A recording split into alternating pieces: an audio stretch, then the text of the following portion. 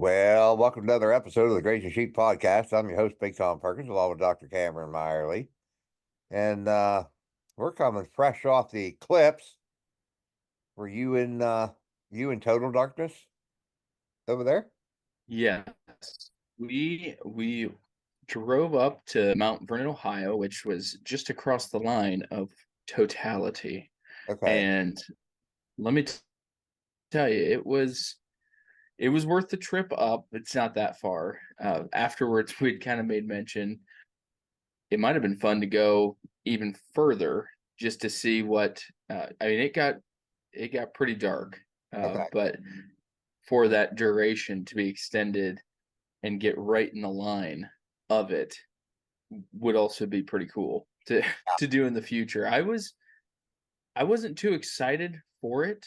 Just kind of one of those things where it's like, yeah, well, that's pretty neat. And then once you see it, it was like, oh wow, okay. This was worth taking the time and setting the time aside to go out and purposefully look at it without doing a bunch of other stuff. So it was a very fun thing to do.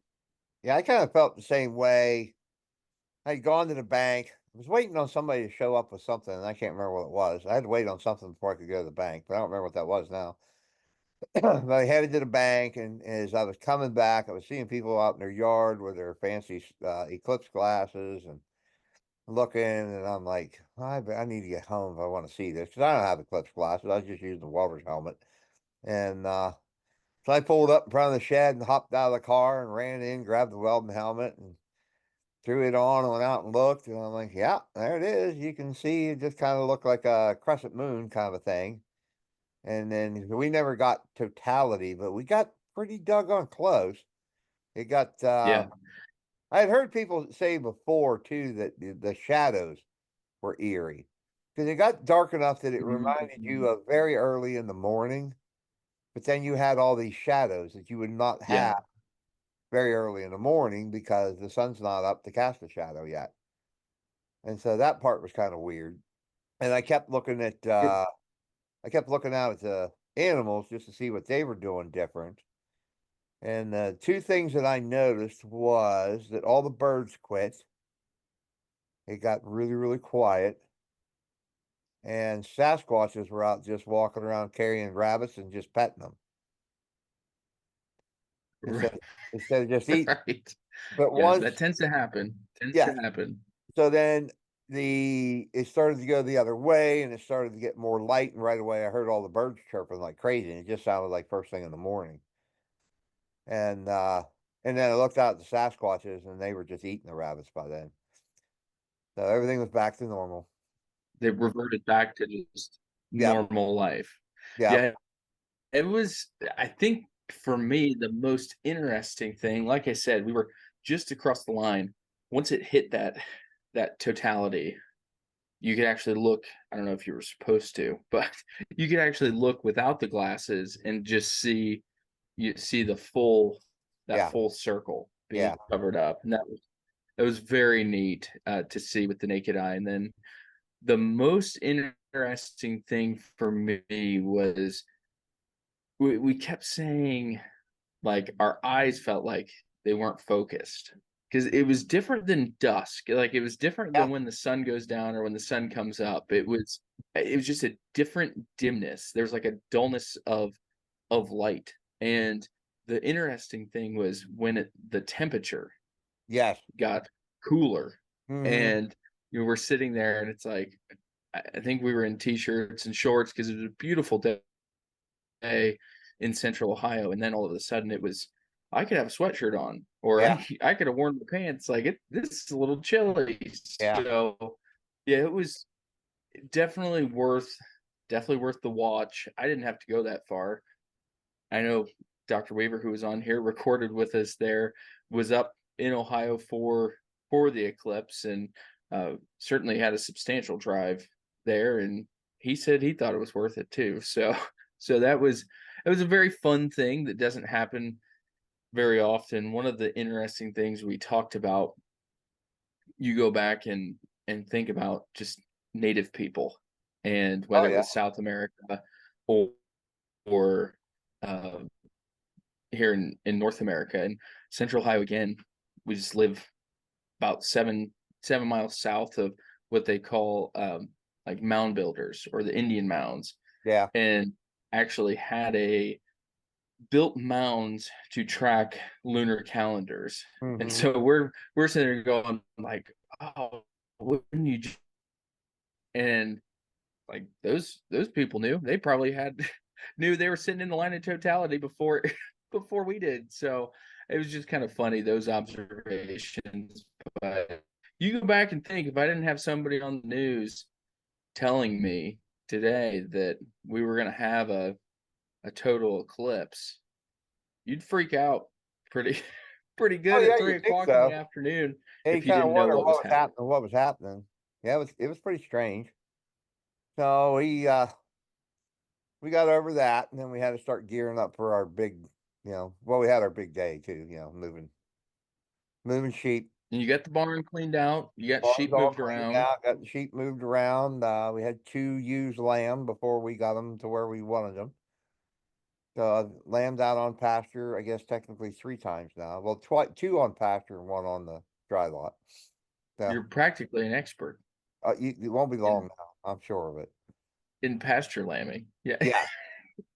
And so but prior to that, we went to a massive amount of rain. We had 9 inches of rain in 1 week, and I was flooded in. Couldn't leave the farm because of being flooded in. CJ actually made it. He had to drive and park on the neighbor's farm up on the hill and walk down across. He came in to help me feed on that one night. And then so we got all over the flooding and all that fun stuff. And then I was heading for a clinic, or I guess it would be called a handler's clinic for people with border collies to work on with their sheep or trials or whatever it is they wanted to do. And so I was supposed to leave here on Friday I was going to leave around 1 o'clock, and it started raining pretty hard on Thursday, and we got 4 inches of rain on Thursday. And I got up first thing in the morning, and it was still raining. And I went down and looked at the creek, and she was up pretty good. I went and did all my barn chores and went down and looked again, and it had come up another 1.5 feet in an hour. And so I started calculating things out and figured if I wanted to leave and get out of here, I was going to have to leave by no later than 10 o'clock. And so I got everything all ready to go. I moved sheep, but I left all the fence where it was. Got a hold of CJ and said, when you get in this evening, you're going to have to move fence, but the sheep are already moved for the day.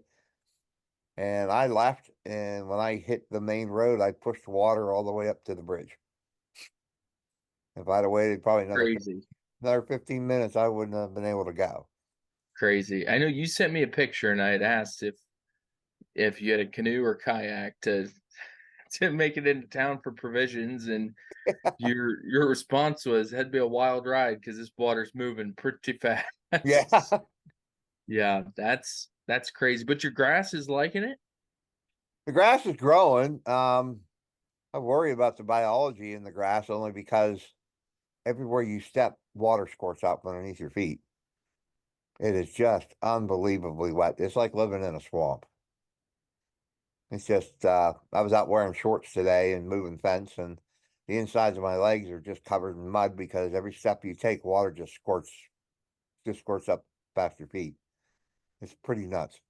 It's no fun. No fun Oh. for the shepherd. I know we've been lambing out on pasture, and we had a couple of days there where it was going to be 40, 42 degrees and Hmm. windy and raining. And of course I'm freaking out because you're trying to do everything you can to provide an environment that's conducive for these ewes and their lambs to A, survive, and B, thrive. And that's it, probably overanalyze and overthink the situation, because trying to move them into we got a lean to, we cleared out real quick, tried to move them into there. They did not want to move up off the grass that we've Yeah. got them out on, and said, fine, you guys are, it was not a fun day, but told them, you guys are gonna have to prove your worth. And The one fun thing is you see these maternal instincts and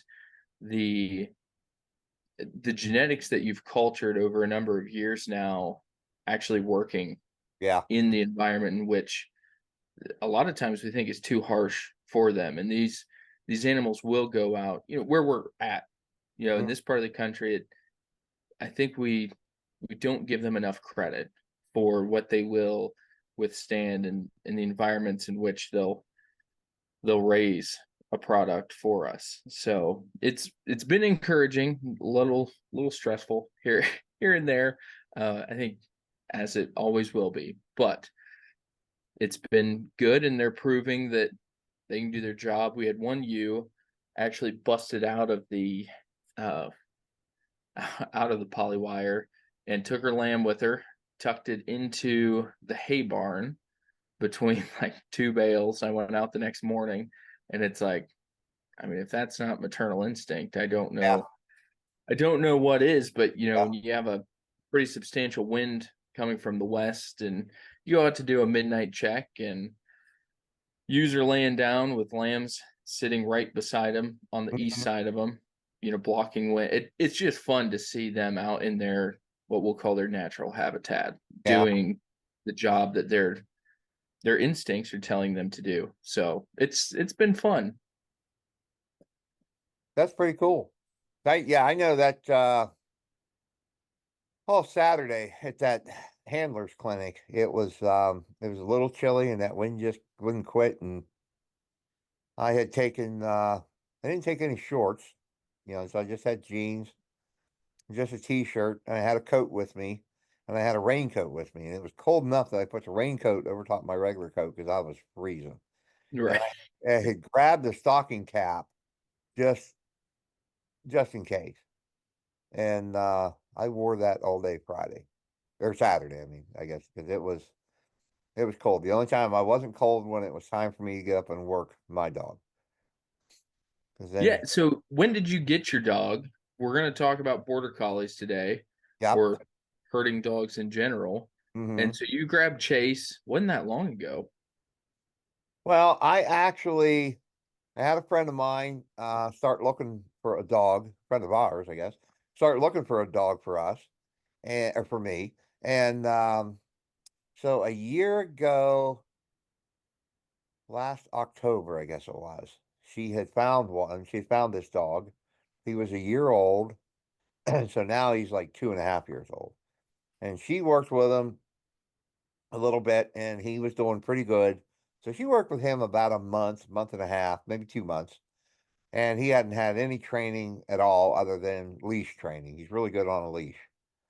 And so I got him and I brought him home and I set up a very small pen and I started working with him. And at first, everything was going fairly well. And I was just kind of out practicing with him every day. But then things started to go south pretty fast. And I couldn't really get him to do anything that I wanted him to do. And so I contacted her, and she thought the best thing I should do is just stop because we kind of felt like I was just making him worse because I didn't have the experience that I needed to know that there was a problem before it became a major problem, and I didn't know how to correct them. So I took him back to her, and she worked with him a good bit last summer, and he had some issues, and she just couldn't quite figure out how to get them stopped.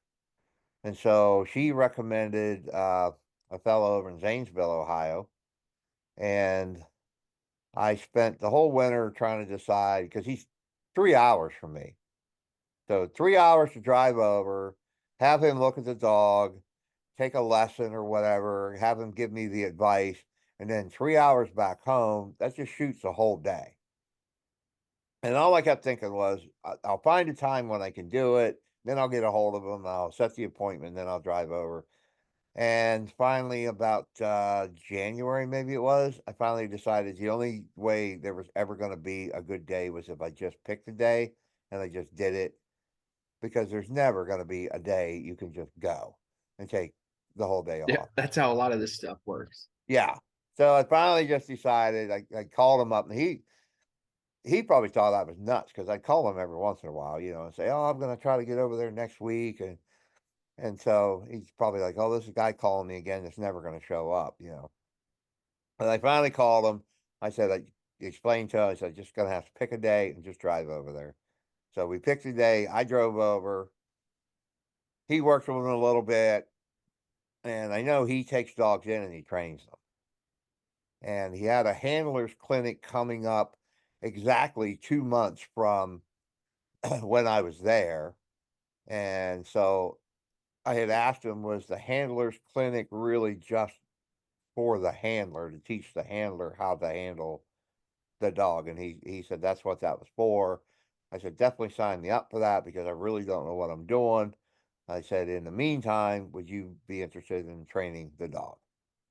And if you don't mind sharing, what's a weekend course like that cost? For that course, it was 350 for the weekend. Okay. And he's pretty reasonable. I've heard that there's others that are double that and more. But so he worked with that dog for 2 months, and he called me a month after he had him, and he said his recommendation was that I probably should sell that dog and buy a trained dog. Which when you hear that, what's your gut reaction? Is it a sigh of relief because you're like, okay, it's not just me, or is it something like, well, great, now I got to find a different dog and then invest additional dollars into this tool I'd like to use. Well, kind of all the above, because my first thought was, well, yeah, it isn't just me. There are some issues with the dog. Um, and here's an experienced dog trainer, and his advice to me is because I'm such a novice at working with dogs, these kinds of dogs, that I'm just not gonna be able to resolve the problems that, you know, gonna come with this dog. And so then my next thought was, well, my next question to him was, do you know anybody be interested in that dog? And he said no. So then my next question was, now what am I going to do with this dog? I've already got a pile of money in him. And what's he going to do? Just, you know, stand there in the kennel the rest of his life because nobody can do anything with him? Not to mention now I have to go out and spend a pile of money for another dog. And at that point, I was just like, maybe just give this whole dog thing up because, you know, I'm 62 years old, going on 63, and am I going to be able to ever learn how to actually train a dog? And do I have the time to actually learn how to train a dog? And so he was going to be on the lookout for another dog. He was going to be on the lookout for somebody that might be interested in this dog. Meanwhile, he was going to continue to work with him. So I needed to call this guy about a week before the handlers event to make sure it was still on and kind of get all the particulars and all that. And I called him, and he said, "I know before I told you you should probably just sell this dog and buy another." He said, "But this dog has really turned into an exceptionally good dog." And he said, "You might want to just change your mind and come see him after the and see what you think after the handlers event." So I went there Friday evening. The event started on Saturday, but I went out Friday evening and we went into the medium sized field. There was probably 30 ewes out there, and he just sent that dog out, and that dog just brought those ewes back, and he pushed them across the field with the dog and turned them around and pushed them back across the field with the dog, and then called the dog, and the dog came and climbed into the gator, and then we drove over to the big field, and it was a big field with lots of obstacles, a pond, a dam, a couple of hollers, and the sheep were way over on the other side of the field, and he sent that dog out. That dog went out there and brought probably 70 or 80 sheep back without an issue at all. So he's And good to go. it was absolutely a night and day difference in that dog. That's crazy. So That's then crazy. so then my weekend was just this whirlwind of the conclusion I really don't know what I'm doing when it Which comes to handling this dog. sometimes you need to hear.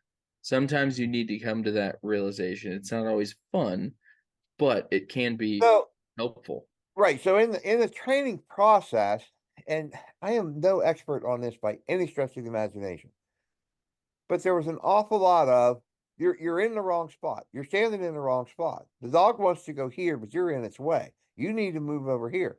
Everywhere I was in the wrong spot every stinking time.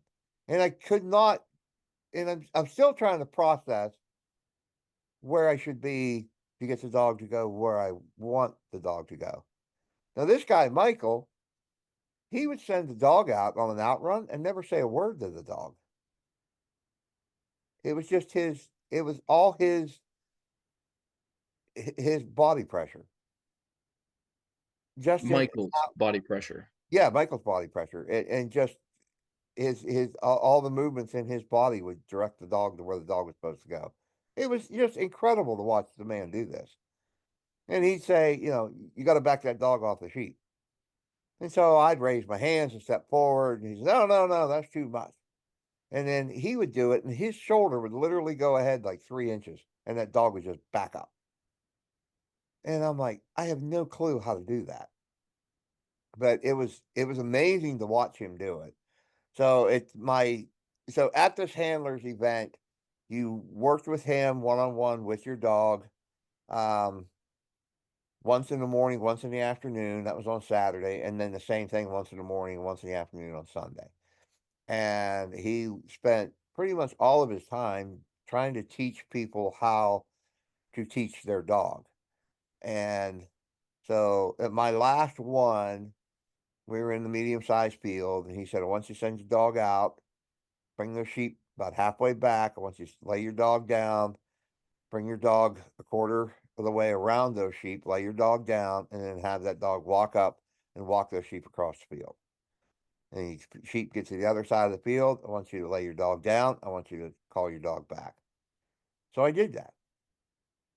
And I walked in, told Chase what I wanted him to do, and he did exactly what I wanted him to do. It was Good. absolutely amazing. So then, Good. when it was all done, Chase came back to me. Michael said, you did everything wrong. Your dog did everything right. He said, you were never in the right spot ever. Oh no. He said, your dog only did this because your dog is very well trained. Yeah. which I just spent 2 months with him. So you're welcome. So Yeah. Yeah. not I'm me, thinking, that's, but Michael, Chase had gone to Michael's to be trained there for 2 months. yeah. And so the value of that training, it's not free training. Ooh, The value of that training does not make up for poor handling, right. but it's something that you can work on, and that's at least Right. encouraging. Your Right. dog So has the his, capability of working. yeah. So I felt really good about the whole thing because I looked right at Michael and I said, but I know now that I have a dog that can do this. Even if I'm in the wrong spot, I know this dog can do this. And I said, I can work on me getting better at being in the right position and all this. And it baffles me because there's very few things in this world that are so confusing to me that I just can't get a grasp of it, even a tiny bit. And so I am extremely baffled by this. But what I wanted in the first place was I wanted to be able to stand in one spot, send the dog, have the dog do what I wanted to do, and then have the dog come back to me. Yeah, That that's what I want, it's and huge. And I and think, if you go to a dog trial, the handler's not out walking everywhere with the dog. The handler's actually standing at a post and then telling the dog what to do. yeah. So I know he was coming at it from the point of view that we were all there to be trained on how to train our dogs. Hmm. And I understand that. Um, but it was just baffling to me because everywhere I thought I should be was nowhere near where I should be. Yeah. See, and that's interesting. It sounds like that workshop was more on the purposeful training Yes. of the dog. You as a dog trainer, what Yeah. you need to do. And I understand that's important, but in a practical sense, when I'm to your point, when I'm opening a gate and need to move sheep, I'm going to stand at the gate, and that dog's going to have to work with those sheep to get them to where I'm at, as opposed to me moving to accommodate the dog. Right. And so that's, that's the difference. And I do think it is important to know how to change your behavior to then train or retrain habits or bad habits out of that dog, as you're working with them over the next number of years. Yeah, so I kind of I definitely know for a fact. I was gonna say I got the impression, but he flat out told me, so it wasn't an impression at all. Um, and he figures that the dog is gonna soon kind of run over top of me and kind of do what the dog wants to do, as opposed Mm, to what I want the dog to do. But I need to be able to correct that dog when this happens, and that is part of knowing where to be and when to be there. right. And so, a lot of these, well, this, like a lot of other things, it takes me a while to kind of process all this information. And when I have him out and I'm doing something and he does something that I didn't want him to do, I'll think back through what I saw with all the other dogs that were there, and the other handlers that were there, and different things that were said. And I'm I'm I'm hoping a lot of these things will come back to me. It's usually what happens, though. Something comes up. I've been to tons of pasture walks where, had you asked me right after the pasture walk, what did I learn? I wouldn't have been able to No tell. idea. I have no idea what I just learned. Yep. But later on, I'll be out doing something. I'll be like, oh, yeah, they were talking about this, and now I'm seeing it. And so these little bits of tidbits of information that were is being stored start to come back. And I'm kind of hoping that makes a difference. And I imagine we're probably going to get a lot of hate mail from people who are very good at handling their dogs. Right. Right. Say- Yeah. And this, I They're mean, going I to think say, well, kind you of, idiot. Of course you can't be standing there. You've got to move over here yeah. because And you it's did a good job of confusing the putting the dog. asterisk on there that you're not a professional. I'm not a professional at this. We purchased a dog this last fall, and that same mutual friend that we have, Brad and Yeah. Katie Carruthers, there in Mount Vernon, have really they have made the leap into the dog handling world Hmm. just full bore, and it's been fun to watch. They have a couple of dogs from overseas, and just had their first litter of puppies there, which have been, if you're friends with them on Facebook, you've seen them. You Yep. practically grew up with them, and Yeah. uh, I got to meet one of those pups this weekend. Colt, was Colt there? No, Okay, is that Harold. Harold? Yes. That might be my favorite name. That is fantastic. But it was something I've seen border collies before, and in a number of different applications. I remember we were on a trip to Iowa. Actually, it was the Center of the Nation sale trip. This was a number of years ago, and Andrew and I went over to Berry Farms. It's a club lamb operation there, and I don't, Sac City, Iowa, maybe. Very successful operation. They're running about 600 ewes, and didn't have sheep on pasture, but had a border collie. And that dog is ingrained in my mind as one that phenomenal. To the point where, out of curiosity, asked him, "What do you have to pay for a dog like that?" And I don't remember what the exact dollar figure was, but it wasn't $500. I'll tell you that much. It had four digits, and significant investment. Hmm. And what I remember is, again, we were in a barn, and he's using the dog. He's standing on the outside of this pen to get rams up, and this dog, he'd give a command, and it would come to the front of the ram and nip at or trigger that ram to pick its head up, and then would walk this ram around the pen so you could look at it Hmm. from the aisle away. There Yeah. was no getting in and handling sheep unless you wanted to. Um, but that was just fascinating. There are plenty of other examples, and it was one of those things, you knew you wanted to have one at some point, but you needed a certain number of sheep to really justify it, and kind of like you had mentioned before, you're moving sheep every day. The sheep are trained to the wire. I was the same way. I've got a bucket of corn. They'll they'll follow me anywhere I want to go. And I remember, yeah, it was just less than a year ago, this past summer. We were working the ewes into the old barn where the handling system is, and I remember being out there with 3 hog panels and had to call dad because he had to put pressure on him with the panel, and it was an hour loading those sheep into the barn. Yeah. And you go up to Brad and Katie's, and I wasn't a lot of sheep there, and Mhm. watch them move these sheep around, and just kind of having the discussions with them on, like, you can justify one, anybody can justify one. Once you have one, you never want to go back. And Yeah. even to the point of, for me, it's like, well, you guys are into the trialing side of things. I don't have the time to Mhm. to play around with it. So I really don't need a dog with all the bells and whistles. Just give me something that can do these 3 things. And that mindset has actually changed Yeah. to give me all the bells and whistles, because I will either A, find an application for them Yep. to be utilized, and B, even if I never use them, I want to have the capabilities Yep. at my disposal when I need it. And so did the same thing. Like, well, you guys are connected into that world.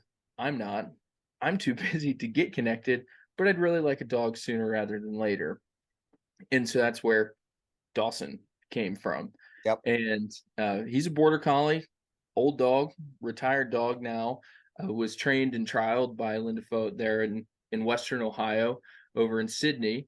And he's 9 years old. So, maybe call him geriatric at this point. Yeah. But yeah, I remember she was telling, we were up there watching him work, and the her comment was like, well, he's not as fast as he used to be. He'll only get up to 21, 22 miles an hour. And it's like, well, Mhm. that's a heck of a lot faster than I can move. Yep. So, That's the truth. so I mean, it was just fun to watch him work. And she did very similar thing, went over, uh, did big field, a lot of obstacles, sent the dog. He did, he did his thing again. I'm not a dog trainer. I'm not a border collie person as of yet, but you watch that dog work, and it's like, oh, this is cool. Like, tell me what amount you want on the check, because this will, you can just see Yeah. the amount of impact Mhm. it'll have. And since then, he's probably been left in the kennel. I shouldn't say left in the kennel, because he gets out every day, but he's probably not worked sheep 2 days that he's been here. Yeah. It's definitely less than what I can hold up on one hand. Yeah. And it completely has changed the way that we move sheep, manage sheep, and then getting back to loading those sheep in the barn for handling system.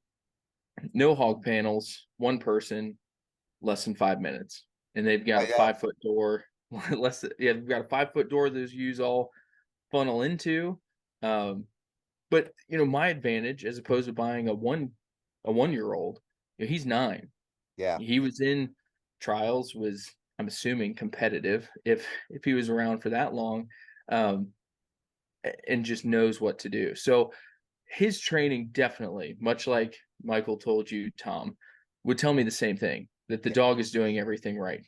And I'm okay with that. Yeah. I'm glad he can get out and work sheep, and he loves his life, and uh, really just neurotic.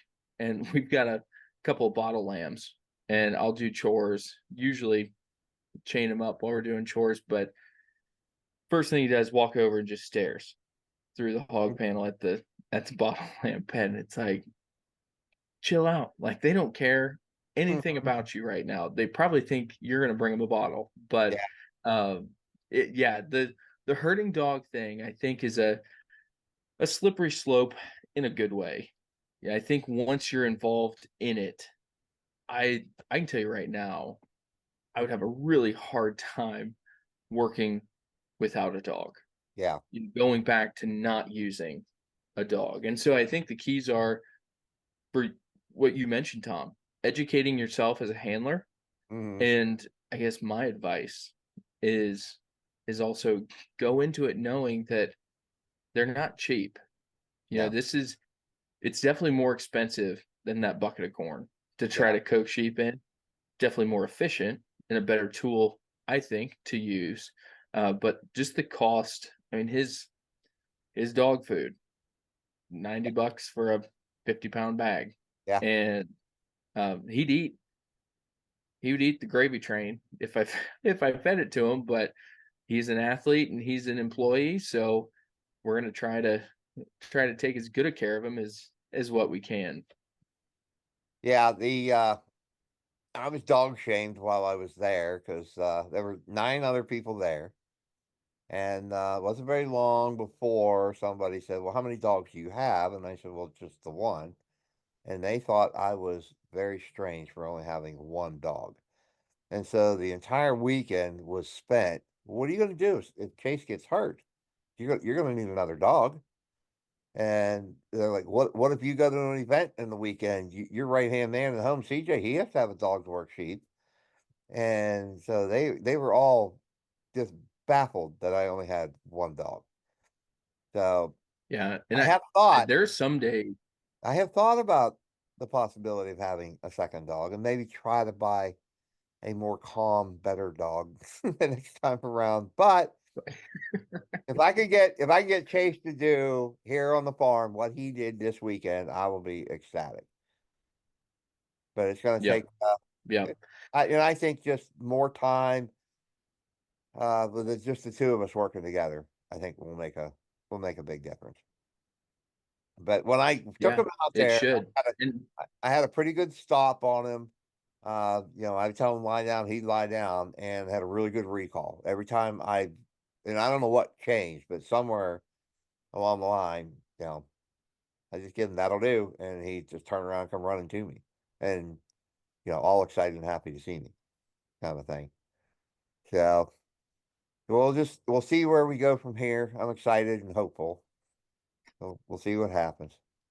yeah, and we'll probably grab a border collie professional to hop on here and talk some more so we don't get the hate mail on the Yeah, on the training side of because things. everything we're saying is wrong, and everything we do is wrong. Yep. Yep. That's Well, okay. listen, it's been good catching up with you. We're up on our time here. Um, if you want to reach out to us, you can do that by getting a hold of me at bigtomperkins@gmail.com. There's a Facebook page. There's also the YouTube channel, the Grazing Sheep Podcast YouTube channel. You can check that out as well. So I'm going to get back out at it. It's nice and sunny here, and I want to mow my yard at some point, but I'm going to have to put pontoons on the lawnmower if I'm going to do that.